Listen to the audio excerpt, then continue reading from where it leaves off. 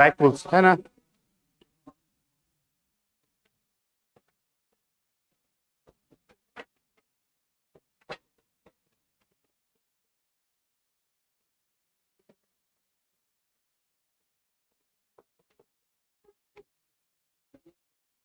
देखिए ध्यान से सुनिए, अब आवाज नहीं, ठीक है।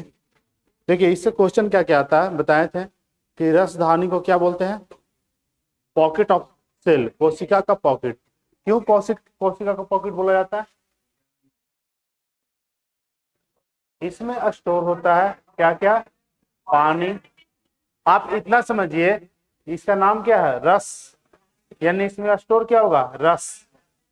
तो रस मतलब क्या, ऑरेंज जूस नहीं, पानी, मिनरल, ये सब क्या है, रस। इसको हम जूस बोलते हैं, क्या बोलते हैं? हम लोग का जूस क्या है,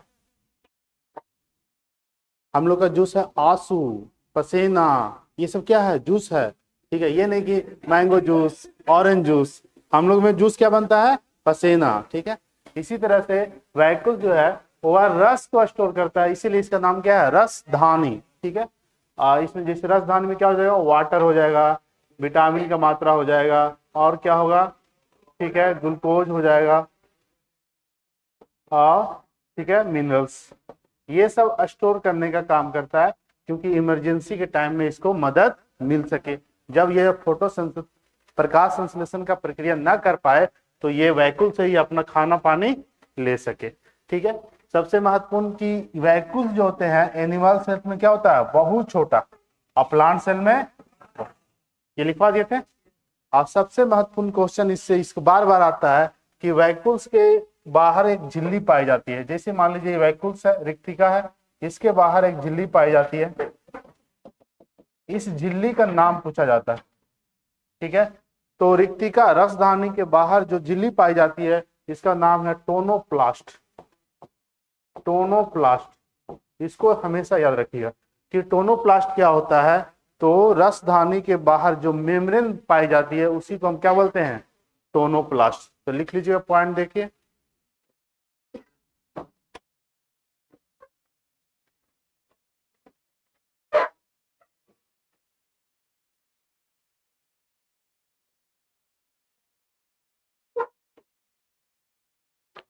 लिखिएगा,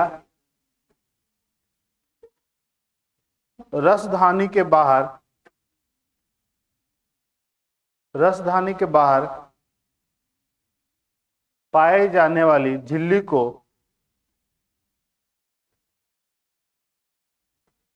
मेम्ब्रेन, पाए जाने वाली झिल्ली को टोनोप्लास्ट कहते हैं।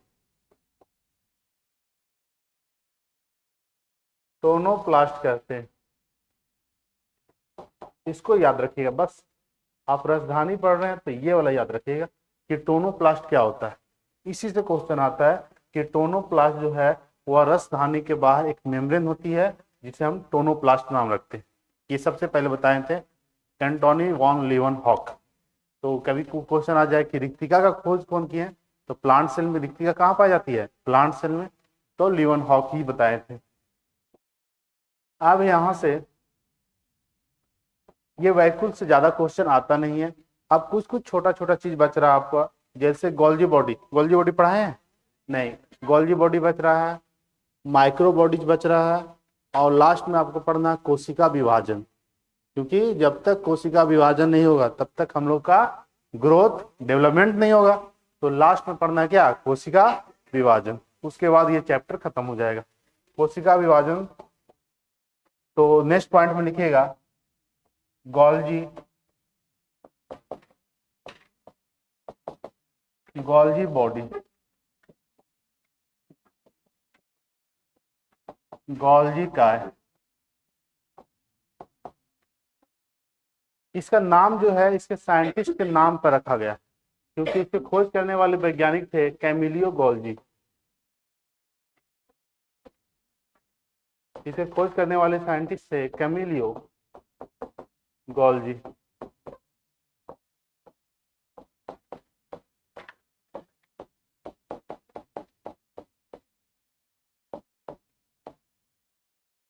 इन्हीं के नाम पर रख दिया गया था गोल्जी बॉडी।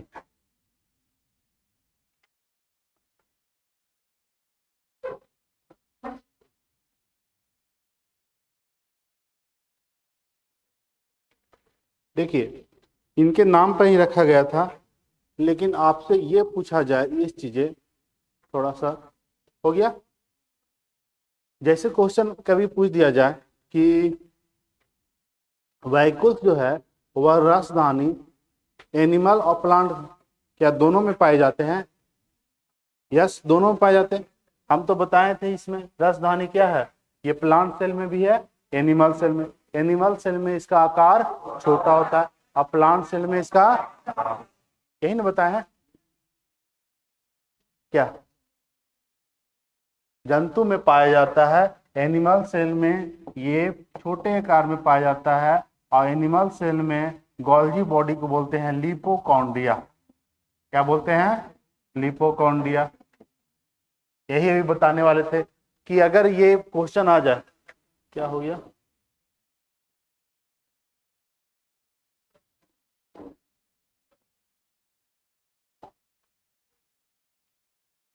उछल गया,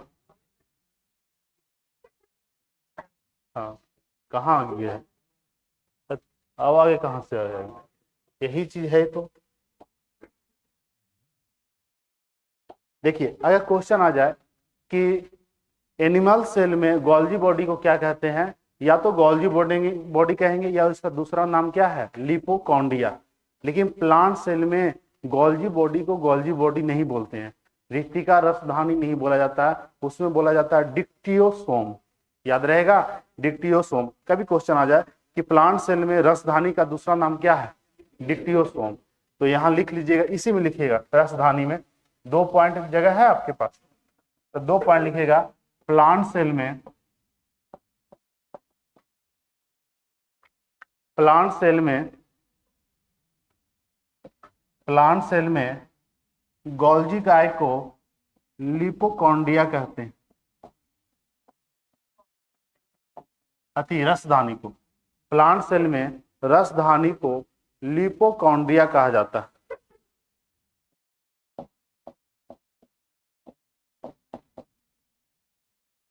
यहाँ पर एनिमल कर देना जी, प्लांट लिखा दिए, एनिमल।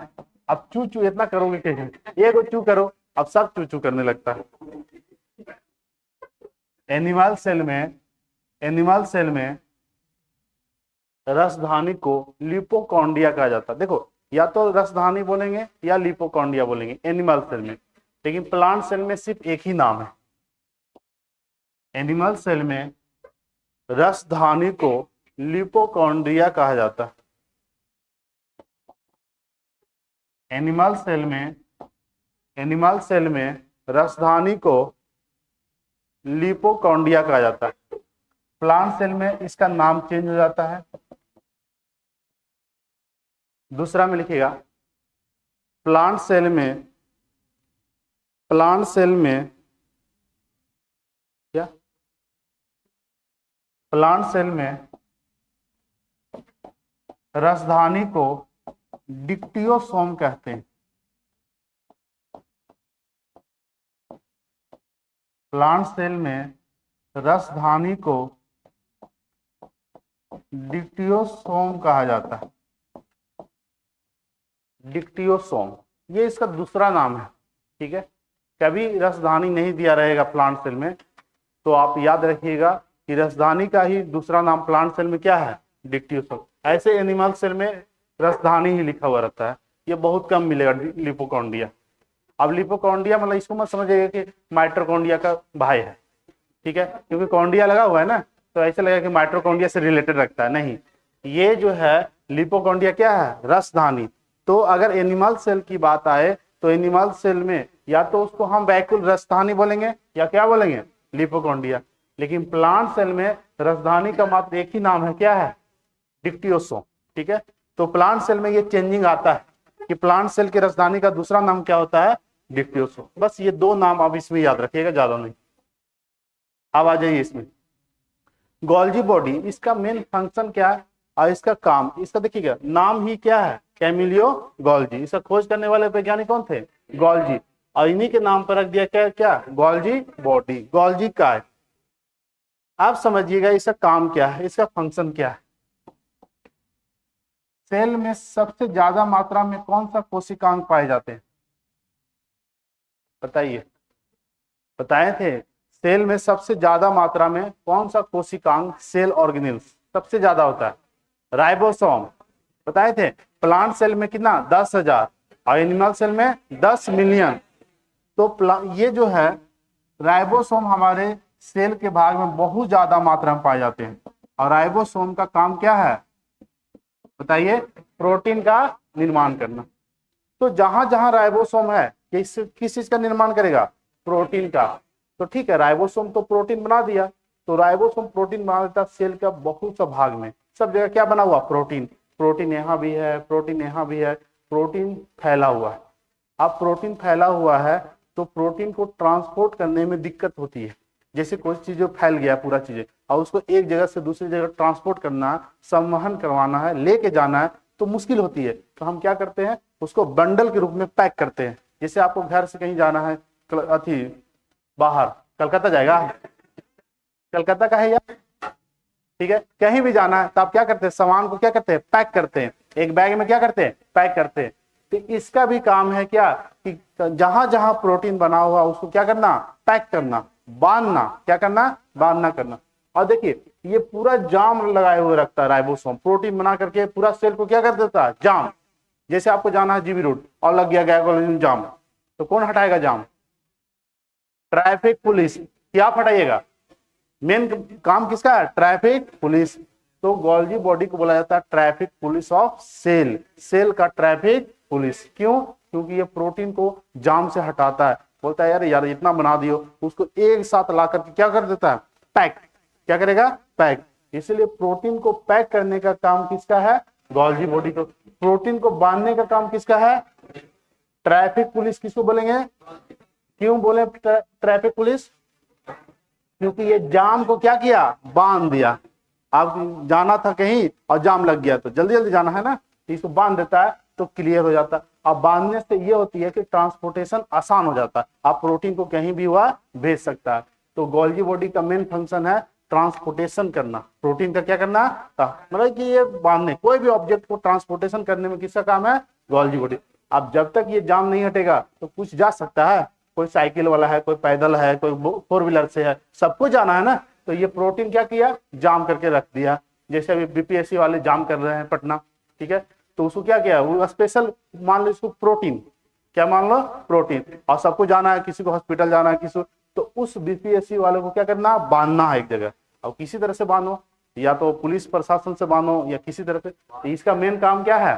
ट्रैफिक पुलिस बोला जाता है। किसको?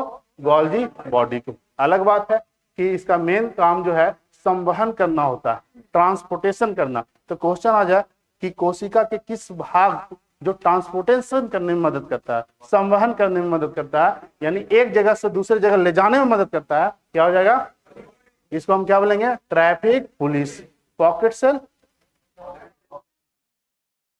पॉकेट सेल रसदानी, समझ में आ रहा है ना? पॉकेट सेल रसदानी। आत्मघाती, आत्मघाती ऊर्जा घर, मैनेजर, मैनेजर कौन? केंद्रक। मैनेजर क्या हो जाएगा? केंद्रक। तो ये है ट्रैफिक पुलिस। तो लिख लीजिएगा इसमें पॉइंट देके। हाँ, फिगर क्या? इसको समझाने के लिए समझ में आएगा, इसमें ऐसे उतारोगे। अगर फिगर उतारना है तो इसको इस तरह से बना लीजिए।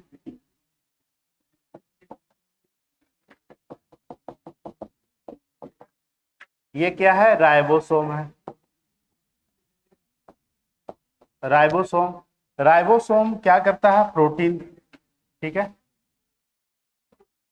तो नेक्स्ट पॉइंट में लिखिएगा, नेक्स्ट पॉइंट में लिखिएगा कि गोल्जी काय को ट्रैफिक पुलिस कहा जाता है।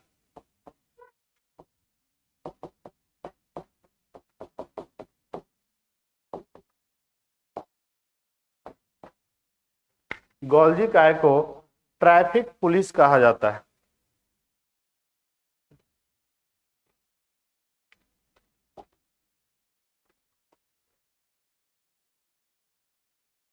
गोल्जी काय को ट्रैफिक पुलिस कहा जाता है।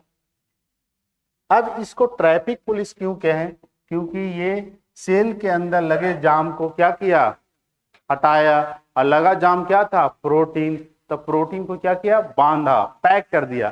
तो इसका मेन फंक्शन जो है, इसका मेन जो कार्य है, पैकेजिंग ऑफ प्रोटीन, हिंदी में लिखिएगा प्रोटीन को बांधने का कार्य करती है। गोल्जी का है,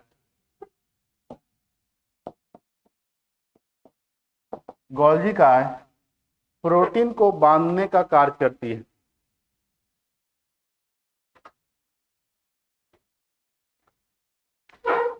गोल्जी का है, प्रोटीन को बांधने का कार्य करती है। ये मैं पहला इसका फंक्शन है, पहला फंक्शन हो गया। दूसरा फंक्शन यही इसका क्या है, जब ये पैक कर देता है प्रोटीन को, तो सेल के अंदर ट्रांसपोर्टेशन होना आसान होता है। ट्रांसपोर्टेशन, ट्रांसपोर्टेशन को क्या लिखेगा हिंदी में, हस्तांतरण, एक जगह से दूसरे जगह, तो लिख लीजिएगा गोल्जी का है,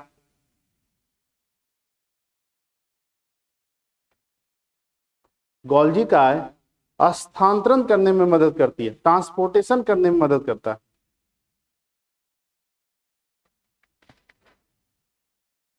गोल्जी का है ट्रांसपोर्टेशन करने में मदद करता है। अब ये ट्रांसपोर्टेशन किसी चीज का हो सकता है, अंदर सेल के अंदर कोई भी पार्ट, यदि प्रोटीन का फॉर्मेशन हो रहा है तो प्रोटीन का ट्रांसपोर्टेशन, हर चीज का, यानी ये पहले जाम को क्लियर करेगा, उसके अंदर सेल के अंदर जितने भी आपका रिएक्शन हो रहा है सभी को ट्रांसपोर्टेशन करने में मदद करता है। तो इसका मेन काम है क्या करना, स्थानांतरण करना, ट्रांसपोर्टेशन करना। दो याद रखिएगा, प्रोटीन को बांधने का काम किसका, गोल्जी बॉडी, ट्रैफिक पुलिस का गोल्जी बॉडी, और ट्रांसपोर्टेशन करने में कौन काम करता है, गोल्जी बॉडी। ठीक है, स्टोर करने में कौन काम करता है, गोल्जी बॉडी। स्टोर कौन करता है, रसधानी, कौन करेगा, रसधानी। सब गोल्जी बॉडी ना हो जाएगा। हो गया यहां तक। अब आइए, ये सब छोटा पॉइंट है, इसको याद रखना बहुत जरूरी है। नेक्स्ट लिखिएगा माइक्रो बॉडीज। क्या अभी तो बताए, देखिए यहां पर मेन इसका काम क्या था, प्रोटीन को बांधना। प्रोटीन सब जगह फैला हुआ था, तो प्रोटीन को बांधना, तो प्रोटीन को बांध दिया एक जगह, तो इसके अंदर सेल के अंदर जितने भी रिएक्शन हो रहे, जितने भी प्रोसेस हो रहे, सभी को ट्रांसपोर्टेशन करने में मदद करता है। ये नहीं कि प्रोटीन को बांधा तो प्रोटीन को स्पेशल ट्रांसपोर्टेशन करेगा, नहीं, इसका मेन काम है प्रोटीन को एक जगह क्या करना, बांधना। ट्रैफिक को क्या काम रहता है बताइए, कि आपको एक जगह क्या कर क्लियर कर देना, कि आपको क्लियर करके पहुंचा देना, कि चलो चौक पहुंचा देते हैं, नहीं ना, आपको क्लियर कर देना, जिसको जाना है सब जाएगा। तो ट्रांसपोर्टेशन का अर्थ नहीं हुआ जिसको बांधा उसी को भेजेगा। तो ऐसा तो ठीक रहता है, हम जाम में रहते हैं और कहते हैं हमको दिल्ली जाना, तो ट्रैफिक पुलिस दिल्ली पहुंचा देगा, नहीं। तो इसका मेन काम है क्या, क्लियर करना। क्या क्लियर करना, जाम को, इसीलिए इसका नाम है ट्रैफिक पुलिस। नाम, काम से ही नाम की पहचान होती है, ये तो क्लियर है ना। आप लोग जिस तरह से काम कीजिएगा उसी तरह से आपका भविष्य उज्जवल होगा। उज्जवल होगा ना, कि कुछ और होगा, ठीक है। तो भविष्य उज्जवल करना है तो क्या करना, ट्रैफिक पुलिस बनना, नहीं बहाल ही आ रहा है। चलिए नेक्स्ट लिखिएगा माइक्रो बॉडीज।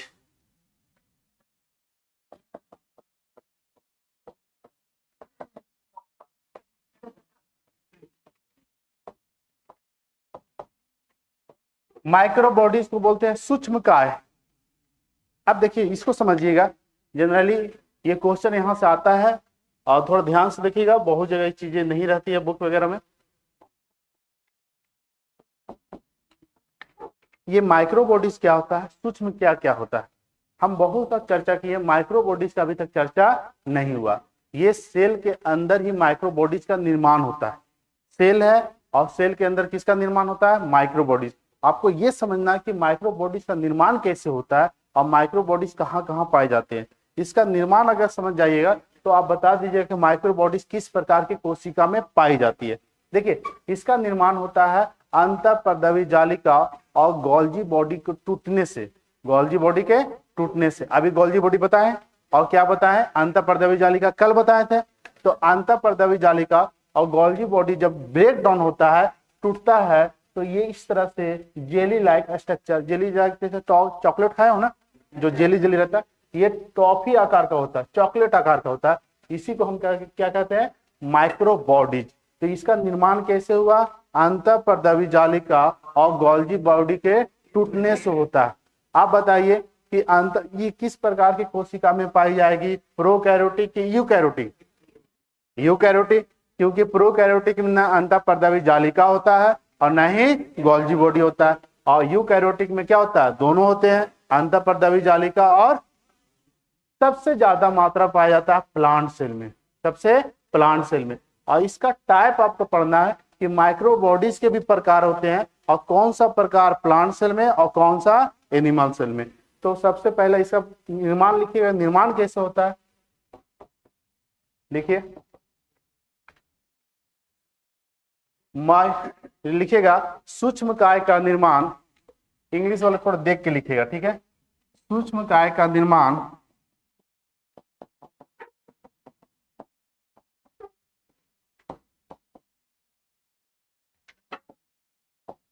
सूक्ष्म काय का निर्माण अंतःपर्दवी जालिका तथा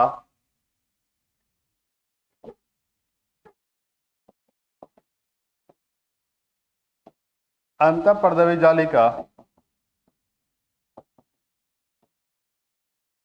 सूक्ष्म काय का निर्माण अंतःपर्दवी जालिका तथा गोल्जी काय के टूटने से होता है।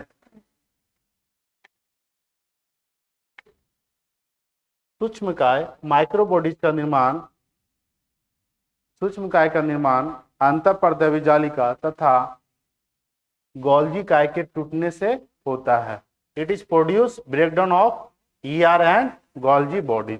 इसका निर्माण ईआर टूटा, जैसे हम बताए थे कि ईआर कहाँ है आपके सेल में, किस तरह का स्ट्रक्चर है, जालीनुमा, इसी तरह से स्ट्रक्चर है, जालीनुमा स्ट्रक्चर है। तो यहाँ से एक पार्ट इस तरह से टूट जाएगा और इस तरह से आपको क्या बना देगा, माइक्रो बॉडी, क्या बना देगा, माइक्रो बॉडी। तो माइक्रो बॉडीज का निर्माण क्या होता है, अंतःपर्दवी जालिका ब्रेक डाउन करती है, गोल्जी बॉडी ब्रेक डाउन करता है, तो सूक्ष्म नलिका का निर्माण होता है। अब ये सूक्ष्म नलिका भी इसको बोलते हैं हिंदी में, या सूक्ष्म काय भी बोला जाता है। तो कहीं भी अगर आ जाए सूक्ष्म नलिका तो सूक्ष्म काय को ही बोलते हैं सूक्ष्म नलिका।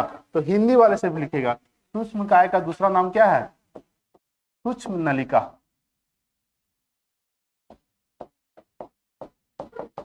माइक्रोट्यूबुल,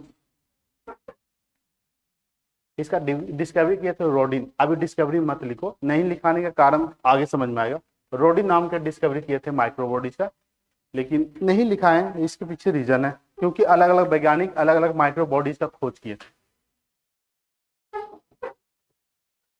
चलिए, इसका मेन फंक्शन क्या है, इसका मेन फंक्शन क्या है, जैसे आप लोग बताइए, हमारे जो मानव का जो बॉडी है, इसको जो स्ट्रक्चर कौन देता है, यानी आपका ढांचा प्रदान कौन सा करता है, कौन सा पार्ट, हमारे शरीर का ढांचा कौन सा प्रदान करता है, स्केलेटन, बोन्स, यही ना, बोन्स। तो कोशिका के अंदर ये साइटोस्केलेटन बनाने का काम करता है, क्या, साइटो यानी कोशिकीय ढांचा, कोशिकीय, कोशिका के अंदर जो कोशिकीय ढांचा बनाता है कि ये कोशिका एक लेयर में क्या रहे, स्टेट पड़ा हुआ रहे, तो इसको ढांचा बनाने का काम किसका है, माइक्रो बॉडीज का। हम लोगों का ढांचा बनाने का किसका काम है, स्केलेटन यानी बोन्स का। जैसे हम लोग स्टेट खड़े हैं तो इसका मतलब क्या हुआ, बैकबोन आपका क्या सही है, बैकबोन क्या हो गया, खराब, टूट गया, तो क्या हो जाएगा, झुक जाइएगा इस तरह से। थोड़ा बूढ़ा होते होते क्या हो जाए, बैकबोन क्या होगा, धीरे धीरे क्या होता है, झुकना स्टार्ट हो जाता है।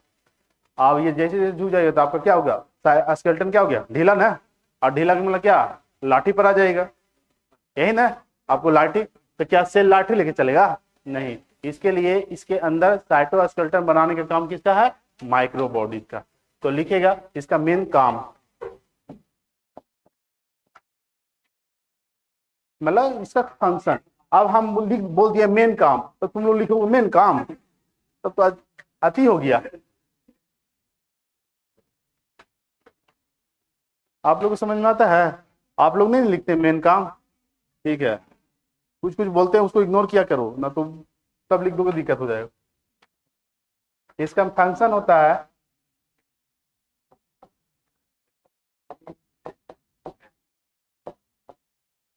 इंग्लिश वाले लिखिएगा साइटोस्केलेटन बनाना, हिंदी में लिखिएगा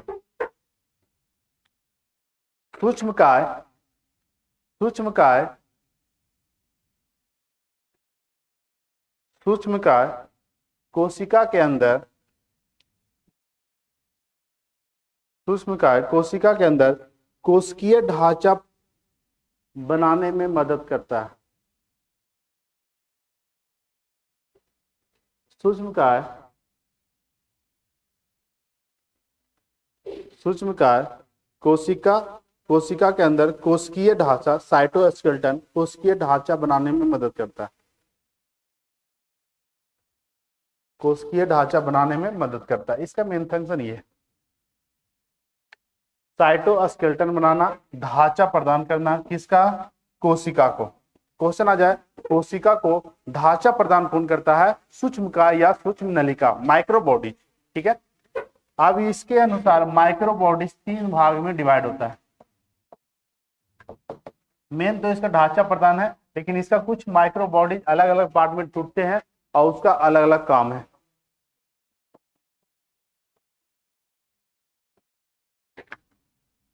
ध्यान से देखो, एस्पेरोजेम्स इसका पहला पार्ट होता है माइक्रोबॉडीज को। एस्पेरो, हिंदी में लिखिएगा एस्पेरोसोम।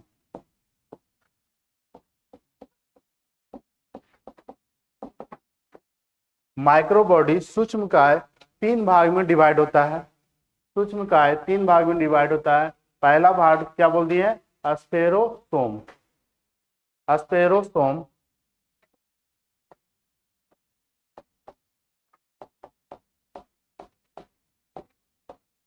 दूसरा ग्लाइकोसोम, ग्लाइकोसोम,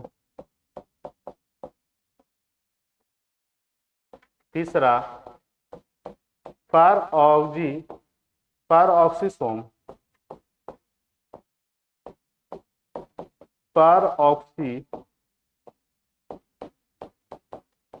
परऑक्सीसोम।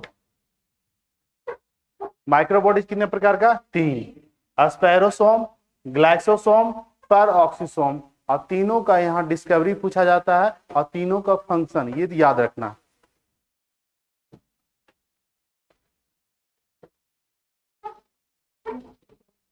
परऑक्सीसोम, इंग्लिश में बोलिएगा परऑक्सीजोम।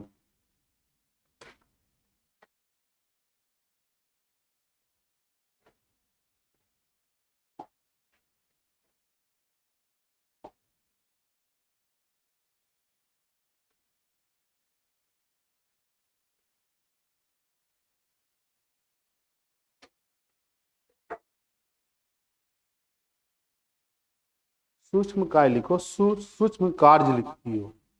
सूक्ष्म कार्य अलग चीज हो गया ना। काय मतलब क्या होता है? बॉडी।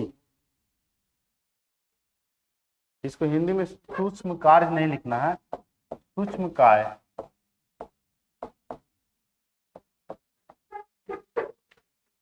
समझे? वैसे कार्य गलती हो जाएगा, सूक्ष्म कार्य अर्थ हो जाएगा, अनर्थ हो गया। इस पर कार्य का तो दिक्कत है ना। काय मतलब क्या होता है? Body, structure.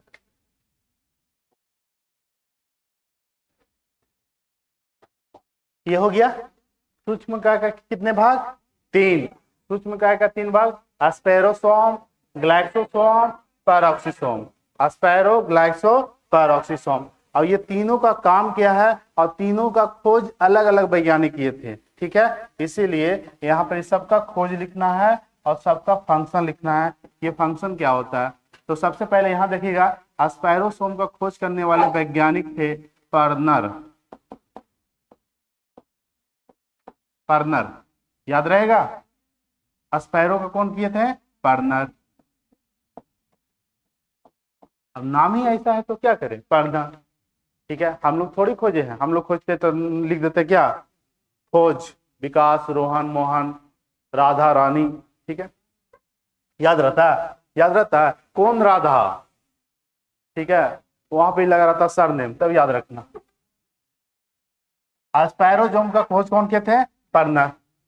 सबसे महत्वपूर्ण, आवाज नहीं, सबसे महत्वपूर्ण ये है कि एस्पेरोसोम है केवल प्लांट सेल में पाई जाती है। किसमें? प्लांट सेल में। हम बताएं माइक्रो बॉडी दोनों में है, प्लांट सेल और एनिमल सेल, लेकिन माइक्रो बॉडीज का जो 3 भाग है वह तीनों भाग दोनों में नहीं पाए जाते हैं। तो स्पायरोजोम किस में पाया जाता है? केवल प्लांट सेल पादप कोशिका में पाई जाती है। तो लिखिएगा इसके नीचे इसी में स्पायरोसोम में, स्पायरोसोम केवल प्लांट सेल में पादप कोशिका में पाई जाती है।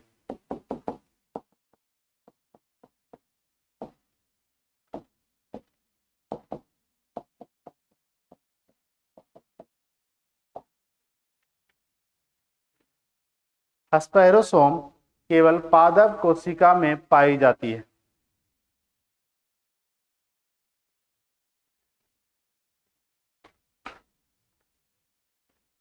स्पायरोसोम केवल पादप कोशिका में पाई जाती है।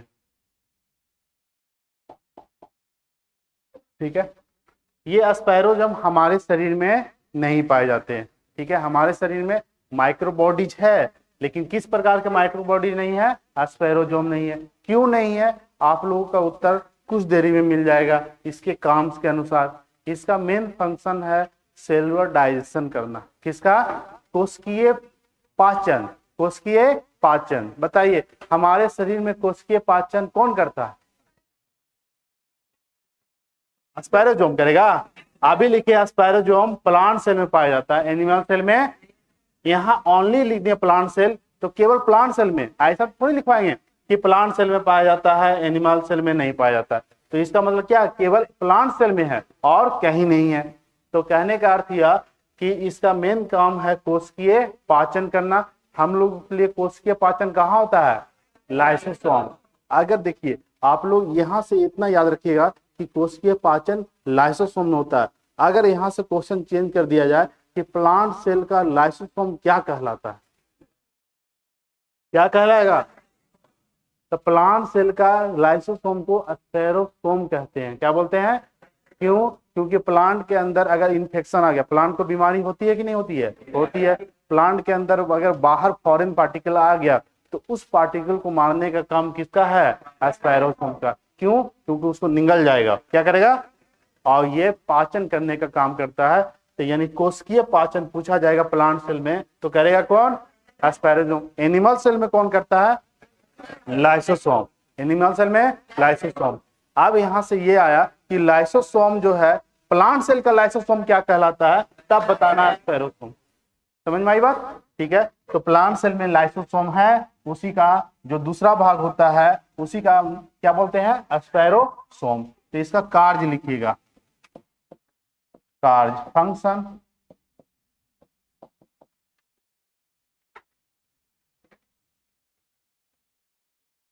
इसका कार्य लिखिएगा, स्पायरोजोम, स्पायरोसोम, स्पायरोसोम पादप कोशिका में कोशिकीय पाचन की प्रक्रिया करता है। सेलुलर डाइजेशन, बस एक लाइन आप लोग लिखिएगा सेलुलर डाइजेशन, इससे आपको हमेशा याद रहे। ठीक है, स्पायरोसोम, स्पायरोसोम पादप कोशिका में, पादप कोशिका में कोशिकीय पाचन की प्रक्रिया करता है। सेलुलर डाइजेशन, कोशिकीय पाचन की प्रक्रिया करता है।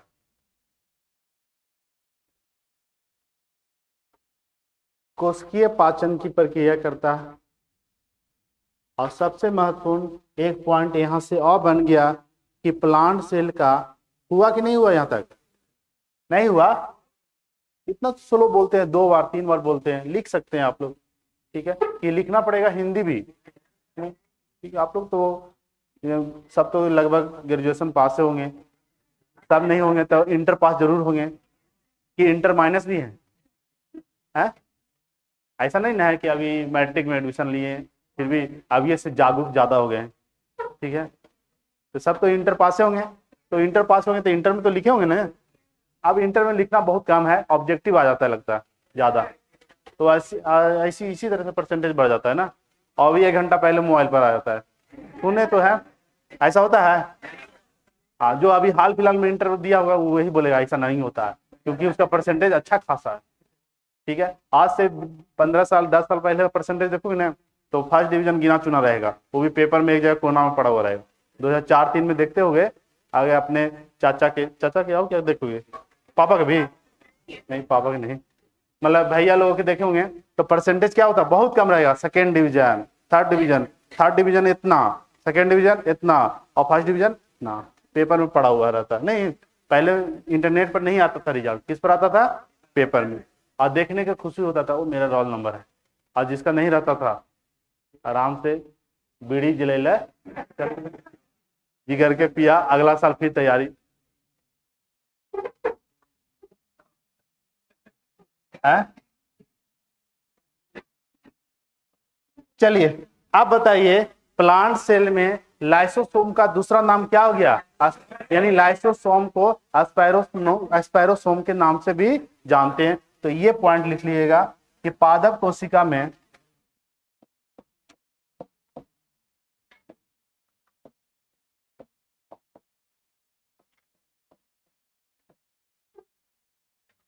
पादप कोशिका में एस्पायरोसोम को अति लाइसोसोम को पादप कोशिका में लाइसोसोम को पादप कोशिका में लाइसोसोम को किसमें किसको बोला जाता है, एस्पायरोसोम।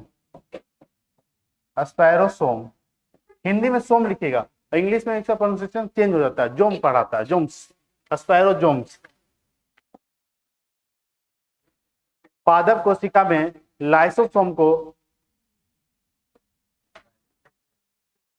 ये उल्टा भी कह सकते हो कि पादप कोशिका में लाइसोसोम किस फॉर्म में रहता है, एस्पायरोजोम में, तो लिख सकते हैं पादप कोशिका में लाइसोसोम को एस्पायरोजोम कहा जाता है, या एस्पायरोजोम को लाइसोसोम, वाइस वर्सा, क्योंकि दोनों क्या है, एक ही फंक्शन है, दोनों का काम क्या है, एक है। हम लोगों में लाइसोसोम क्या करता है, सेलुलर डाइजेशन, प्लांट में लाइसोसोम क्या कराता है, सेलुलर डाइजेशन, और इसी को क्या बोल दिए, एस्पायरोसोम। बस इतना आपको ये याद रखना है कि माइक्रो बॉडीज का मेन काम क्या है, माइक्रो साइटोस्केलेटन, और इसका जो पार्ट है एस्पायरोजोम, ये एस्पायरोजोम का क्या काम है, कोशिकीय पाचन। एस्पायरोजोम कहाँ पाए जाते हैं, प्लांट सेल में, हमारे बॉडी में एस्पायरोजोम नहीं है। अब इसमें आइए दूसरा पॉइंट में, जगह है, दूसरा पॉइंट लिखिएगा ग्लाइक्सो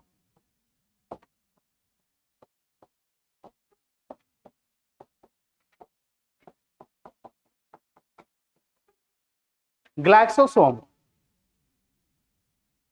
दूसरा पॉइंट ग्लाइक्सोसोम। इसके खोज करने वाले वैज्ञानिक थे बीवेज, बिब्ज बोलते हैं इनको, बिब्ज, बिब्ज। ग्लाइक्सोसोम को खोज करने वाले वैज्ञानिक कौन कौन थे, विब्ज।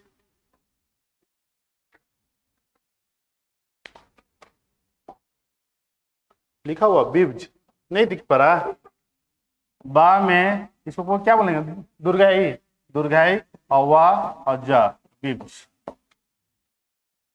ठीक है, बिब्ज, बिबाज, बिब्ज पढ़िए, ठीक है, थोड़ा सा चेंज कीजिए।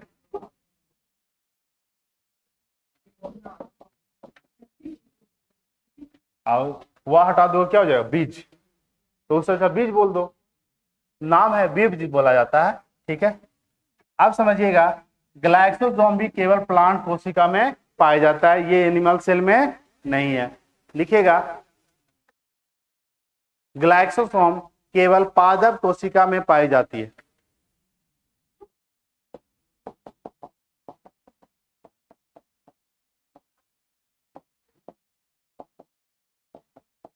ग्लाइक्सोसोम केवल प्लांट सेल यानी पादप कोशिका में पाई जाती है।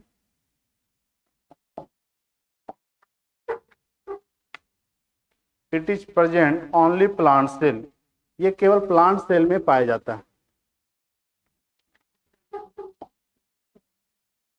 ये इसका काम क्या है हमारे बॉडी में, बताइए, ग्लाइसोसोम है?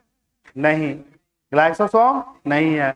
और स्पायरोसोम, माइक्रोबॉडीज, माइक्रोबॉडीज है। उसका दो जो टाइप है वो नहीं पाए गए। कौन कौन?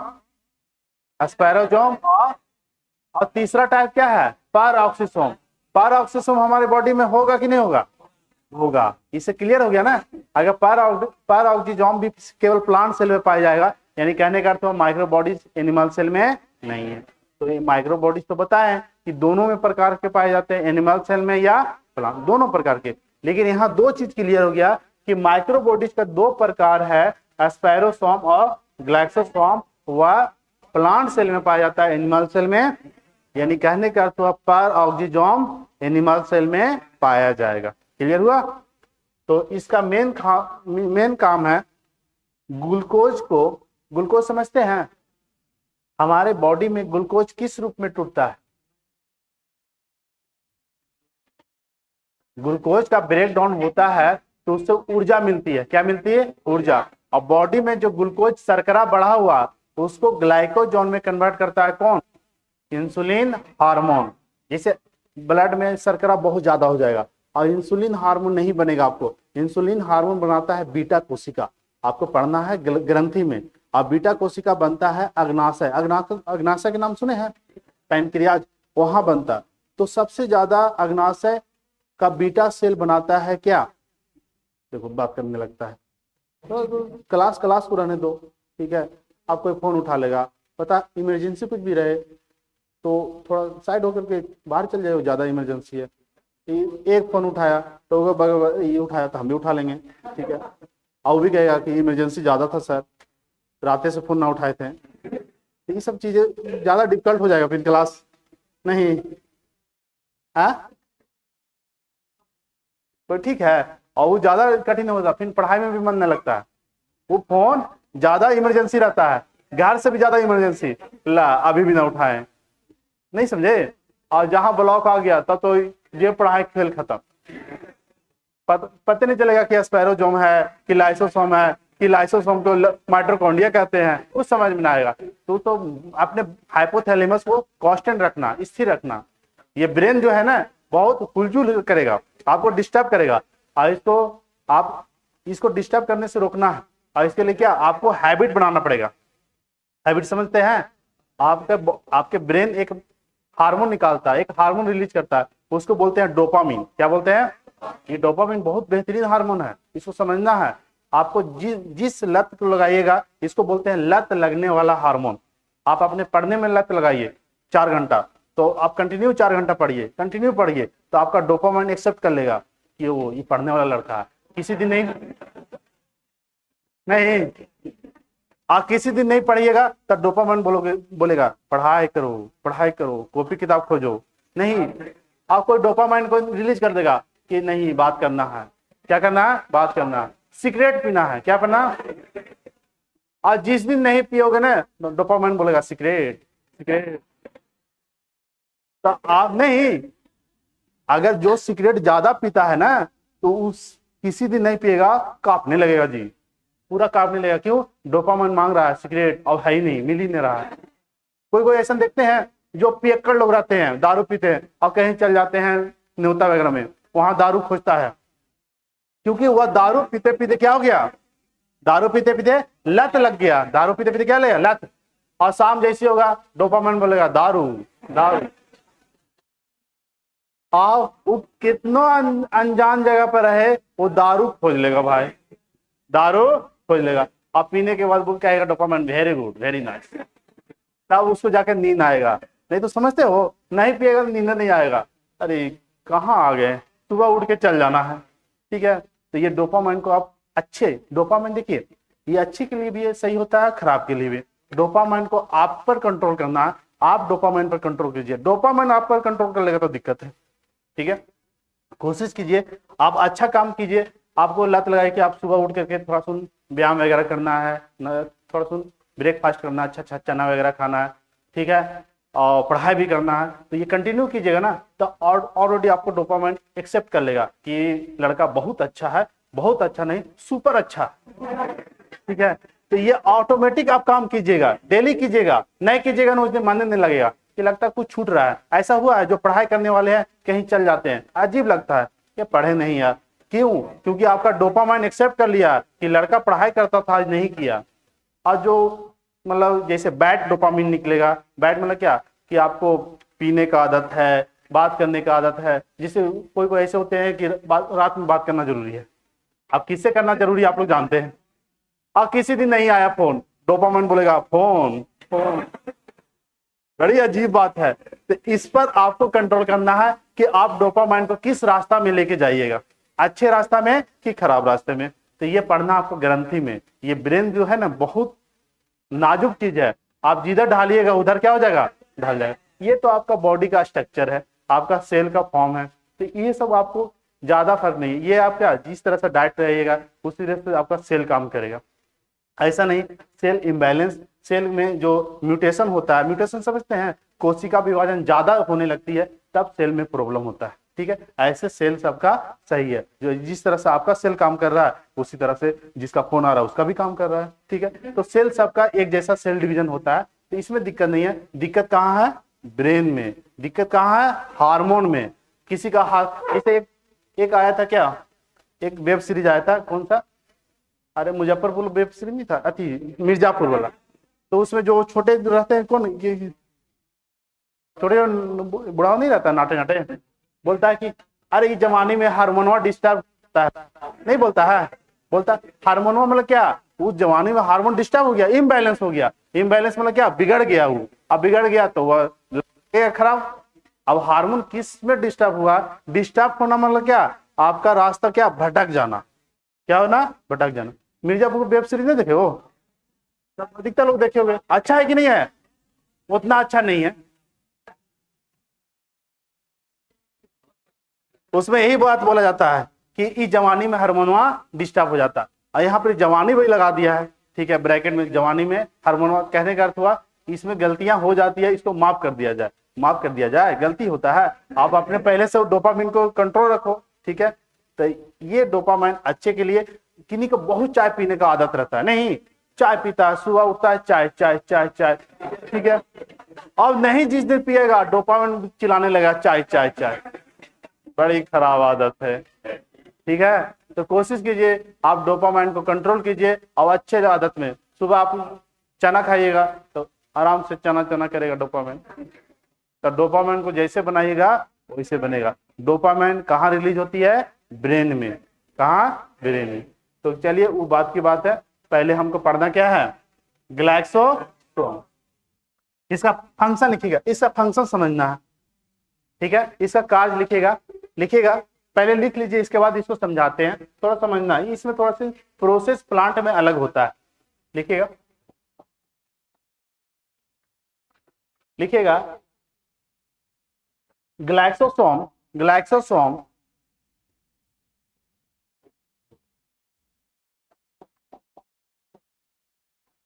ग्लाइकोसाइड का, फैट मतलब वसा, ग्लाइकोसोम वसा का बीटा ऑक्सीडेशन करता है, बीटा ऑक्सीकरण, बीटा ऑक्सीकरण। बीटा इसे सिंबल, बीटा का सिंबल तो जानते हैं, अब इसको समझाएंगे क्या होता है। पहले आप लिखिए ग्लाइकोसोम वसा का, ग्लाइकोसोम वसा का बीटा ऑक्सीकरण करता है। क्या हुआ, ग्लाइकोसोम वसा का बीटा ऑक्सीकरण, बीटा ऑक्सीडेशन। अब ये बीटा ऑक्सीडेशन क्या होता है, बीटा ऑक्सीकरण क्या होता है, इसको समझिएगा। ये नाम आपको लग रहा होगा थोड़ा अटपटा कि बीटा ऑक्सीडेशन होता क्या। देखिए, जैसे हम लोग जानते हैं कि हम लोगों में जो ऊर्जा मिलता है वह फैट किस में टूटता है, वसीय अम्ल में। हर चीज टूटेगा, ग्लूकोज जैसे कार्बोहाइड्रेट किस में टूटेगा, ग्लूकोज में। प्रोटीन किस में टूटेगा, अमीनो अम्ल में। उसी तरह से वसा किस में टूटेगा, फैटी एसिड। इसमें क्या होता है, प्लांट में, ये तो केवल प्लांट सेल में पाए जाएंगे, एनिमल सेल में नहीं। इसमें क्या होता है, ये जब इसमें वसा एक्सेस हो जाता है, तेल का मात्रा ज्यादा हो जाती है, किसमें, प्लांट में। प्लांट में क्या हो जाता है, तेल का मात्रा ज्यादा हो जाता है। तो ये ग्लाइसोसोम ये क्या करता है, इसका बीटा ऑक्सीडेशन कर देता है। और बीटा ऑक्सीडेशन करने का अर्थ ये हुआ कि प्लांट को एनर्जी चाहिए, ऊर्जा चाहिए, और ये एनर्जी तभी होगा जब ये वसा ब्रेक टूटेगा। वसा क्या होगा, टूटेगा। तो वसा का बीटा ऑक्सीडेशन कहने का अर्थ हुआ वसा ग्लूकोज में टूटता है, वसा शर्करा में टूटता है। कहीं भी अगर सेंस आ जाए कि बीटा ऑक्सीडेशन, तो समझिएगा वसा ब्रेक कर रहा है, वसा वसीय अम्ल में नहीं टूट रहा है, वसा किस में टूट रहा है, शर्करा में टूट रहा है, ग्लूकोज में यानी कार्बोहाइड्रेट में टूटता है। तो यहाँ वसा जो है पर टूट जाता है किसमें, कार्बोहाइड्रेट में। और ये कार्बोहाइड्रेट आपको पता है कि ऊर्जा जल्दी देती है, एनर्जी जल्दी, जिससे प्लांट को क्या मिलता है, ऊर्जा। तो वसा का ऑक्सीडेशन, वसा का बीटा ऑक्सीडेशन कहने का अर्थ ये हुआ कि प्लांट के अंदर वसा टूटेगा किसमें, कार्बोहाइड्रेट में। वसा का कार्बोहाइड्रेट में टूटना ही क्या कहलाता है, बीटा ऑक्सीडेशन। और ये प्रोसेस केवल प्लांट में होता है, एनिमल में नहीं। हम लोग में ये पाया ही नहीं जाता है। ग्लाइसोसोम पाए जाते हैं नहीं, तो ये प्रोसेस किसमें होता है, केवल प्लांट में। तो लिख लीजिएगा,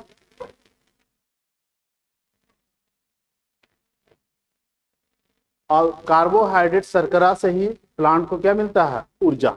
और ये शर्करा फिर स्टार्च के फॉर्म में जड़ों में स्टोर होती है। कहाँ, जड़ों में।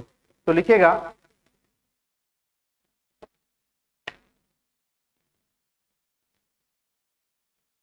लिखिएगा ग्लाइसोसोम, इतना बना लीजिएगा ना तो आपको ज्यादा लिखने की जरूरत नहीं पड़ेगा, ठीक है। ग्लाइसोसोम, ग्लाइसोसोम पादप में, प्लांट में, ग्लाइसोसोम प्लांट में, प्लांट में वसा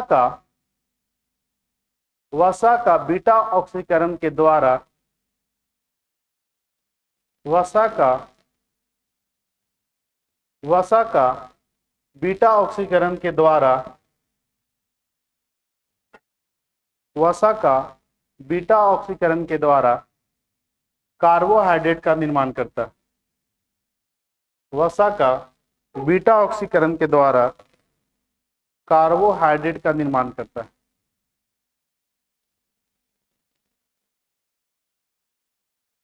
वसा का बीटा ऑक्सीडेशन के द्वारा किस चीज का निर्माण करता है, कार्बन।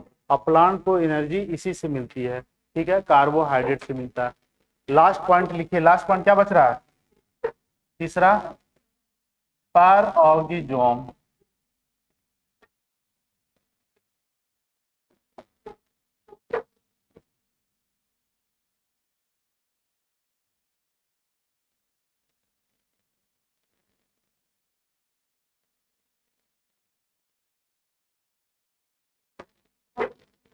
पैरऑक्सीजोम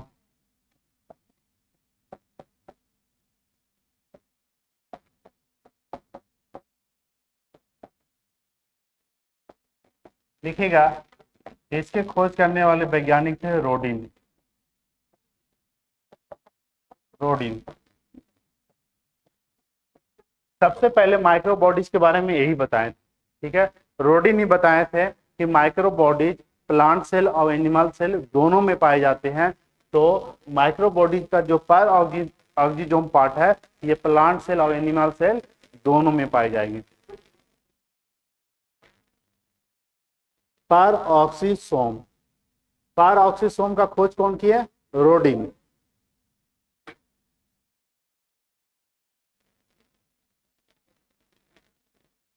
क्या, अच्छा ठीक है, लिखिएगा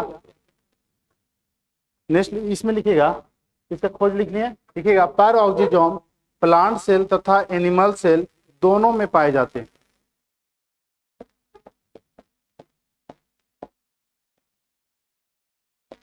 पैरऑक्सीजोम प्लांट सेल तथा एनिमल सेल दोनों में पाए जाते हैं।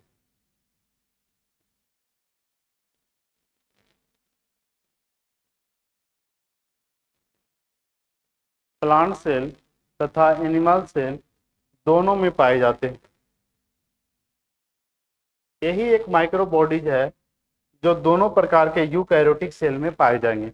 प्लांट सेल भी यूकैरियोटिक है और एनिमल सेल भी यूकैरियोटिक है। ठीक है, इसका मेन फंक्शन क्या है, इसका मेन कार्य क्या है?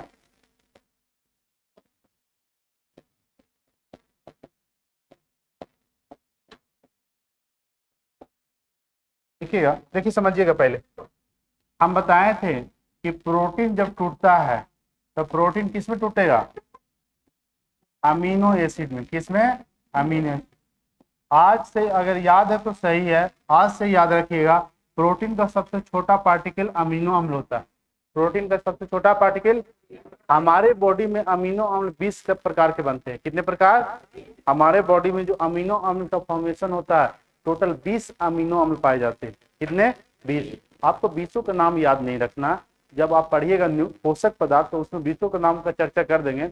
लेकिन आप इसमें दो चीज याद रखिएगा, सबसे छोटा अमीनो अम्ल का नाम क्या है? सबसे छोटा अमीनो अम्ल को बोलते हैं ग्लाइसिन। क्या बोलते हैं? ग्लाइसिन। इससे छोटा अमीनो अम्ल नहीं हो सकता है, ये सबसे छोटा अमीनो अम्ल है। और सबसे बड़ा अमीनो अम्ल का नाम है ट्रिप्टोफैन। ट्रिप्टोफैन, फैन यहाँ पर ही, ट्रिप्टोफैन ये सबसे बड़ा अमीनो अम्ल है।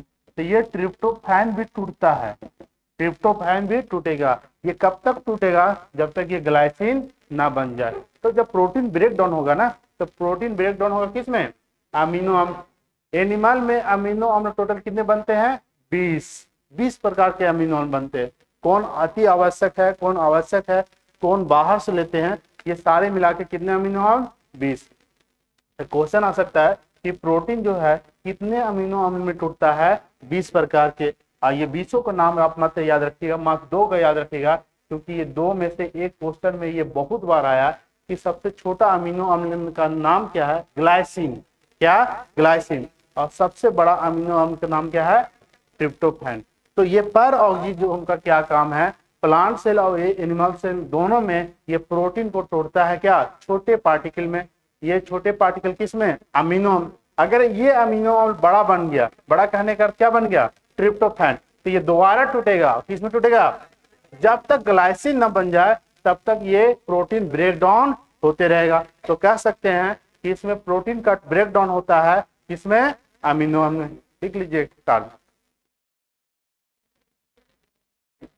लिखेगा, लिखिएगा, डायरेक्ट लिखिएगा। इसमें प्रोटीन, इसमें प्रोटीन, इसमें प्रोटीन अमीनो अम्ल में, प्रोटीन अमीनो अम्ल में टूटता है। इसमें प्रोटीन, प्रोटीन कन्वर्ट हो जाता है किसमें? Amino acid. तो protein convert into amino, amino acid. ठीक है, अब ये यहां से दो चीज लिखिएगा कि ये अमीनो अम्ल में टूटा, तो ये अमीनो अम्ल में सबसे छोटा अमीनो अम्ल क्या है? ग्लाइसिन। याद रहेगा, आज से ये याद रखिएगा कि ग्लाइसिन सबसे छोटा अमीनो अम्ल है, इससे छोटा अमीनो अम्ल नहीं हो सकता, ये बहुत छोटा है। और सबसे बड़ा है, सबसे बड़ा है ट्रिप्टोफैन। ट्रिप्टोफैन।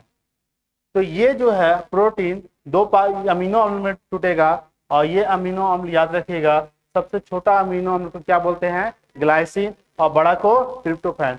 ये जनरली ग्लाइसिन में टूटेगा। और जब तक ग्लाइसिन ना बन जाए तो जितने भी अमीनो अम्ल बनेंगे वो दोबारा टूटना स्टार्ट हो जाता है। और ये प्रोसेस माइक्रोबॉडीज के किस भाग में होते हैं? पर ऑक्सीजोम में, पर ऑक्सीसोम में। तो लिख लीजिएगा, सबसे छोटा अमीनो अम्ल, सबसे छोटा अमीनो अम्ल को ग्लाइसिन, इतना ही लिख दोगे। छोटा क्या है? ग्लाइसिन। बड़ा क्या है? ट्रिप्टोफैन।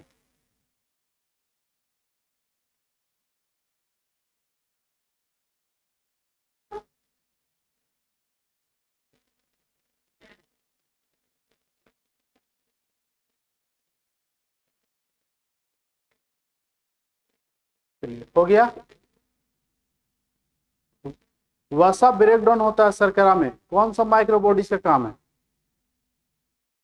वसा शर्करा में टूटा, कौन सा माइक्रोबॉडी? शर्करा मतलब क्या? कार्बोहाइड्रेट। तो वसा का टूटना शर्करा या कार्बोहाइड्रेट में, कौन सा microbody? Glyoxysome. Cellular digestion spherosome. और प्रोटीन अमीनो अम्ल टूट रहा है पैरऑक्सीसोम। आप बताइए, इसका खोज कौन किया है? पर्नर। इसका बीव। इसका रोडिन। क्या कौन किया है? रोडिन। सबसे महत्वपूर्ण बात है कि माइक्रोबॉडीज के बारे में बताने वाले वैज्ञानिक ही कौन थे? रोडिन थे। कौन थे? रोडिन। तो अगर सिर्फ आएगा कि सूक्ष्म काय का खोज कौन किया है, तो आपको सिर्फ रोडिन बताना। क्या बताना है? क्योंकि यही सबसे पहले बताए थे कि सूक्ष्म काय जो है एनिमल सेल में भी है और प्लांट सेल में है। किस प्रकार के सूक्ष्म काय दोनों में पाए जाते हैं? पैरऑक्सीसोम। समझ में आया? इन्हीं को डॉट।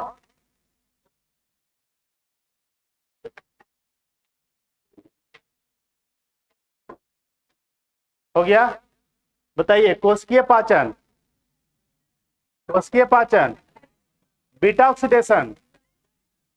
बीटा ऑक्सीडेशन और कन्वर्ट इनटू अमीनो एसिड पैरऑक्सीसोम।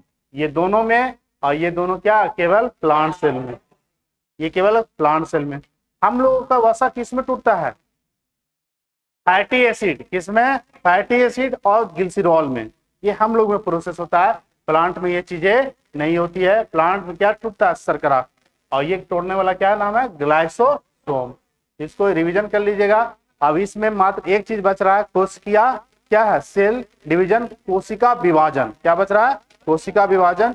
अब नेक्स्ट क्लास में सिर्फ कोशिका विभाजन होगा।